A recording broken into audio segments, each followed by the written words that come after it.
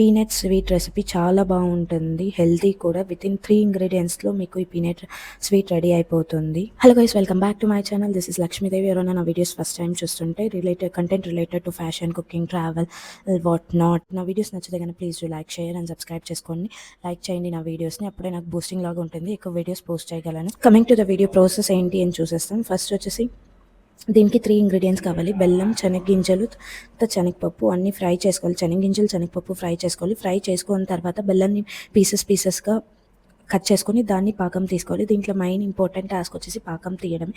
So బెల్లంని ఒక బౌల్లో వేసుకొని వాటర్ కొంచెం పోసాక హీట్ అయిన తర్వాత అది లిక్విడ్గా అయిపోతుంది. ఇప్పుడు కాసేపు ఆగి దీన్ని వాటర్లో వేసి పాకం వచ్చిందా లేదా అని చేయాలి. ఇది వాటర్లో వేసినప్పుడు బాల్ లాగా వస్తే అప్పుడు పాకం వచ్చింది అన్నమాట. అప్పుడు స్టవ్ ఆఫ్ చేసేసి ఫ్రై చేసుకున్న శనగగింజలు, శనగపప్పు వేసి వేడి మీద శనగగింజలు, శనగపప్పు వేసి బాగా కలపాలన్నమాట. మిక్స్ చేసిన తర్వాత మనం ఆ హీట్లోనే ఏ షేప్ కావాలనో ఆ షేప్తో ఆ షేప్స్తో మనం దీన్ని ప్రిపేర్ చేసుకోవచ్చు. ఇక్కడ మేమైతే రౌండ్ షేప్లో ప్రిపేర్ చేస్తున్నాము.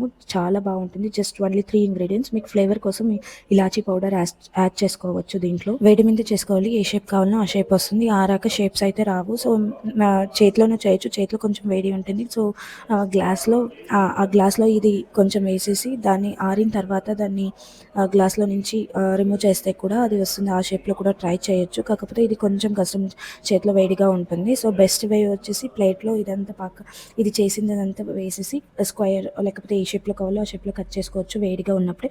తర్వాత ఆరిన తర్వాత పీసెస్ తీసుకొని తినొచ్చు. సో ఇది వచ్చేసి హెల్తీ ఫుడ్, జంక్ ఫుడ్కి రీప్లేస్ చేసుకోవచ్చు. డైలీ ఒకటి తీసుకుంటే చాలు, హెల్తీగా ఉంటుంది. సో నా వీడియోస్ నచ్చితే please do like, share and subscribe చేసుకోండి. Thank you. నెక్స్ట్ వీడియోకి ఏ స్వీట్ ట్రై చేయాలో కమెంట్స్లో చెప్పండి. సో అది వీడియో తీసి పోస్ట్ చేస్తాను. Thank you.